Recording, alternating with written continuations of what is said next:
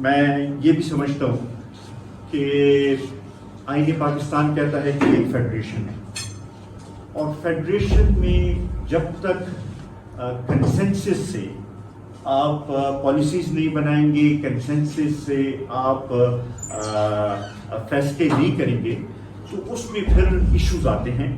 اور یہی ہماری ملک کی بدقسمتی ہے کہ یہاں پہ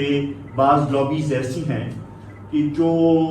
آئے وقت یہ کوشش کرتے رہتے ہیں کہ اپنی ہیجمنی جو ہے وہ ثابت کریں، اور اس سے فیڈریشن کو نقصان پہنچتا ہے۔ آج اگر چھوٹے صوبوں میں احساس محرومی ہے، چھوٹے صوبوں میں احساس کمتری ہے، چھوٹے صوبوں میں ایک بد اعتمادی کی فضا ہے، یہ اسی قسم کے ایشوز کو بار بار اٹھانے کی وجہ سے اور اسی قسم کے غلط فیصلوں کے جس میں کنسنسس پیدا کرنے کی کوشش نہیں کی جاتی اور اپنی بات پورے ملک کے اوپر مسلط کرنے کی کوشش کی جاتی ہے، تو اس کے یہی نتائج نکلتے ہیں۔